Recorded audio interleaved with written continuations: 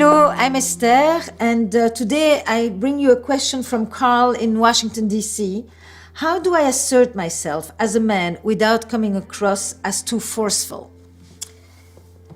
Carl, your question is so critical at this point because it really brings one of the central questions that so many men, and especially younger men, are bringing to me today. You know, how are you assertive without being aggressive? What's the difference? How do you express confidence that isn't arrogance?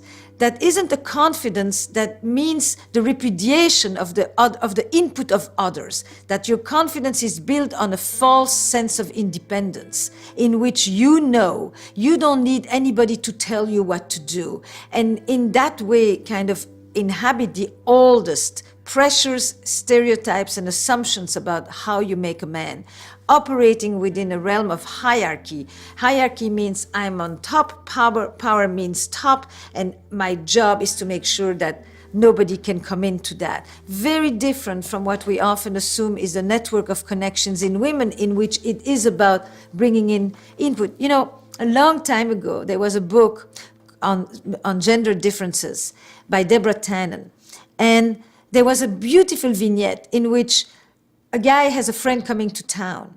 And he says, oh, I'm in town, can we meet on Tuesday? And he says, yes, of course, let's meet. Then he goes home and he tells his girlfriend, John's coming to visit and I made plans with him on Tuesday. And she said, why didn't you tell me? Why didn't you ask me? And he says, I don't have to ask you for permission. And she says, I would never make a date without just checking in with you. Why do you think that that kind of checking in a network of connection would weaken your ability to feel like you're in charge and you make your own decisions and you don't need to get anybody's permission? And it was so an encapsulating little vignette about that. So at this point, I think both men and women are asking this very fundamental question. How can men embrace a realm of emotions, of feelings, of interdependence, rather than a false sense of dependence or a forced sense of independence, and still feel man? And how can women compete in the world of men and come home and still feel feminine?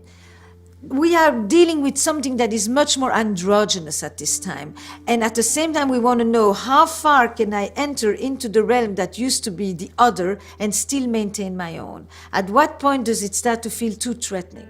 So the first thing is, there is a way for you not to feel that if you say what you want, it means that you're dominant. How do you take in a smart, opinionated partner, man or woman, but let's say a woman on the other side, and not feel that if you listen to what she has to say, it means that you're letting her walk all over you. Or if you're listening to what she says, you don't, you know, you're not holding your ground, kind of thing. The ground is moving, Carl, and I really think that that actually is giving you opportunities about experiencing yourself as a man that neither your father nor your grandfather ever had.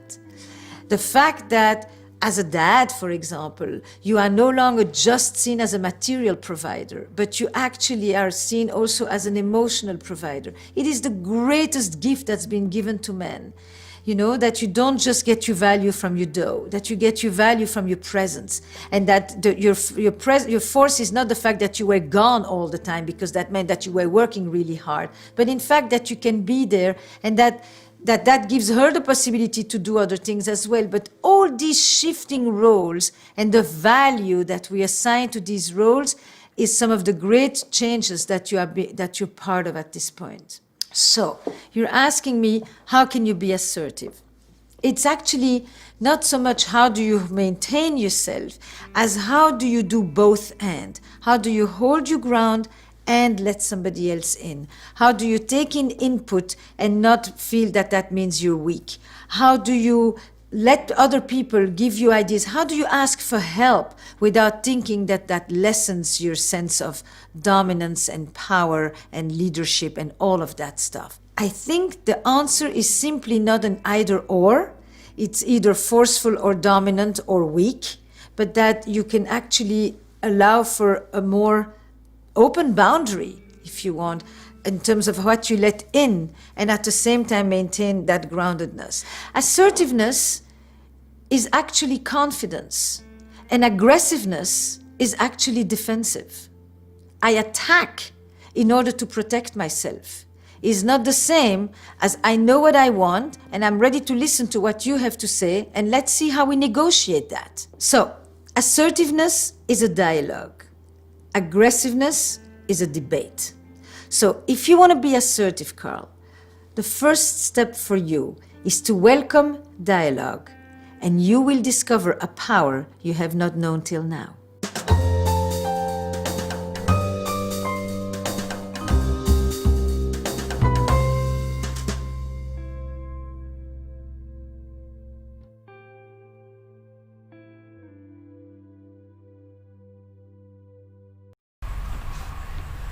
Hi, this is HireMe-To do this caption service.